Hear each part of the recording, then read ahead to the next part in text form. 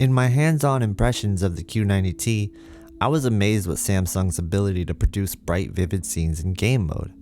However, I wanted to do a follow-up because over the weeks of owning the Q90T, I discovered a few new things about this TV. It's gonna be good, bad, and well, kinda ugly. There are a handful of great things here, but a glaring issue that Samsung desperately needs to fix looms in the darkness.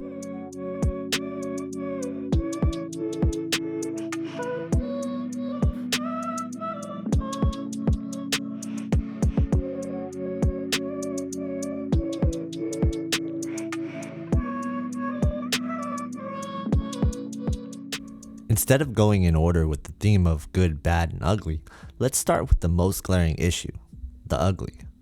With the release of the next generation consoles, the Xbox Series X and PlayStation 5 later this year, the Samsung Q90T is in a position to be one of the best gaming TVs on the market. But I can't give it that crown fully, not as of right now, because there's a big issue in standard game mode with or without VRR engaged. It's a huge problem. What's the problem? Inverse ghosting.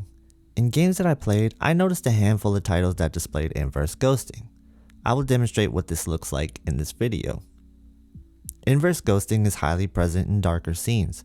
You can see a green, sometimes purple blur on edges. I found this to be insanely distracting. Gears of War 5, for example, when you pan the camera left and right, you can see a green trail off the robot, other characters, and even other elements as well. In Assassin's Creed Odyssey, on the other hand, I barely noticed it at first. That was until I got inside of a building with low lighting. I observed the ceiling and it appeared to be giving off some sort of green glow. When I panned the camera left and right, it was really distracting. I noticed my character had issues there as well.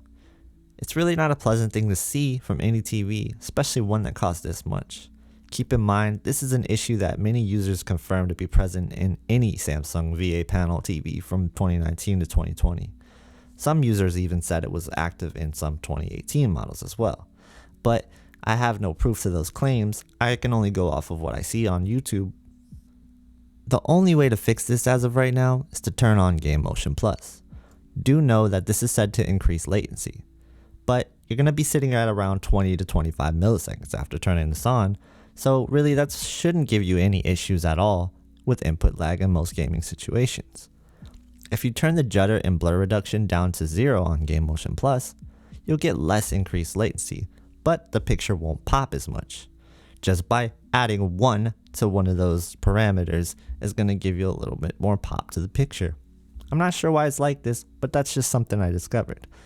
Now, on the subject of inverse ghosting, I'm hoping the HDMI 2.1 signals with the VRR won't have this issue, but I believe this is a Samsung processing issue, so this is something that they're going to have to address in a firmware update. At least one would hope. Alright, so let's take a break from the negative, and let's talk about the really good. Since we're on the topic of Game Motion Plus, I personally think this is the best way to play games on this TV, regardless. Not just because it gets rid of the big inverse ghosting issue, but simply because Samsung really hit the feeling of taking a game that's 30 frames per second and making it feel like a 60 frames per second experience. On the flip side, you could take a 60 FPS game like Call of Duty and turn it into a 120 FPS experience. This is thanks to Game Motion Plus. It really is a huge game changer in my opinion, and I also noted a bit of picture quality increase while using Game Motion Plus, but I have to admit it is pretty minor. Now the downside is that you can't use VRR with it as of right now. But with Game Motion Plus engaged, I hardly noticed any frame drops or stuttering anyway. I have to say, this is hands down the smoothest gaming experiences I've felt on a TV from a gaming console. The thought of playing next-gen games with this turned on is actually pretty exciting to me. Samsung really nailed the motion on this TV when it comes to playing video games. Alright, moving on to the bad. This revolves around full array local dimming in game mode. You'll notice the picture in game mode will have a bit of a light cast to it, and some will say the picture just doesn't pop as much. Why is this? Well, it's due to the full array local dimming being locked to standard or low in HDR titles, and in non-4K HDR titles, I noticed adjusting the local dimming had virtually no effect at all. pretty disappointing if you ask me. Outside of game mode, if you set full array local dimming to high, you can tell a big difference. This mattered a lot when watching videos, like a 4K YouTube demo. Right away, you could see that in game mode, this made a huge difference. The picture just didn't look as good. But in actual games, I didn't really notice a huge drop off in quality. With HDR games, the only thing I noticed was a bit of a cloudy light cast, almost like a minimal haze effect. Some people might say this is washed out colors, but really, the colors looked good, so I didn't feel like that was the case. What we're really seeing is the loss of full range, full array local dimming, and you will kind of notice that in darker scenes. I would love to see Samsung give us the full range of full array local dimming to really do this TV justice. So Samsung, if you're watching, give us an option to do this, even if it means adding 5 milliseconds onto the input lag. If Vizio can do it, there's no reason you can't, right? If you're gonna get this TV and you're not okay with about 20 milliseconds input lag on Game Motion Plus, then I would say just don't get this TV. Go with a different one. If you don't mind Game Motion Plus and you think the idea of a 30 FPS game feeling 60 FPS is cool, then I can definitely recommend this TV. Because to me, Game Motion Plus is really awesome. It turned out to be one of the smoothest gaming experiences I've had on a TV. And I think it's a really underrated thing. And I've been searching for a display like that for a while. Personally, I'll take the trade-off. As of right now, just pretend this TV doesn't have VRR or FreeSync, because if you use it, you're gonna definitely experience inverse ghosting at some point. This is not strictly a VRR issue. I want to make that clear. The only way to avoid inverse ghosting is to turn on Game Motion Plus or just play outside of game mode, but you will have increased input lag outside of game mode. Overall, despite the issues I highlighted, I really do love this TV. I really love Game Motion Plus, and after using it, I can't imagine playing games without it. I just wish it was compatible with VRR. Before I wrap up this video, let's talk about HDMI 2.1. So the HDMI 2.1 port on this TV is in fact just one port.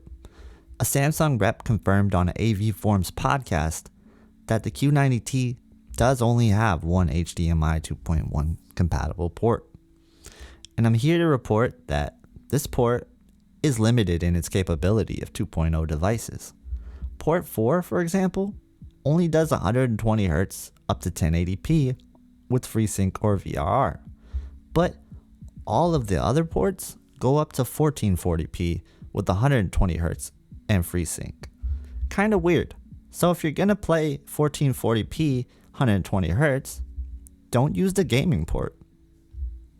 That's pretty odd, but I'm thinking it has something to do with it just being an HDMI 2.1 port. Now, they have confirmed that when 2.1 devices launch, this 2.1 port will support 4K 120 Hz. One last thing, I wanted to say thank you. I really appreciate all the love that I got on my last video. I honestly didn't expect it to be as popular as it was, but I assure you that I'm trying to be as responsive as I can because I know buying a TV isn't cheap. It's a huge investment. A lot of you guys are at a decision point right now, so I'm going to try to give you the best answers that I can. So if you have any questions, just keep them coming in the comments below. So in summary, the Samsung Q90T is an excellent TV for gaming, as long as you're using the Game Motion Plus feature. Outside of that mode though, however, it has huge issues. As of right now, I can only grade the gaming capability of this TV a B-. If Samsung fixes the inverse ghosting issue, allows full array local dimming to be used at max, and allows VRR to be used in Game Motion Plus, we're looking at an A+ gaming TV. So Samsung, if you're listening, let's get a firmware update out there and let's fix this. Because if you do fix this, you probably got one of the best, if not the best gaming TVs on the market. Anyway guys, That's just my honest opinion on the TV. I hope you guys liked it. Have a great day. Thanks for watching.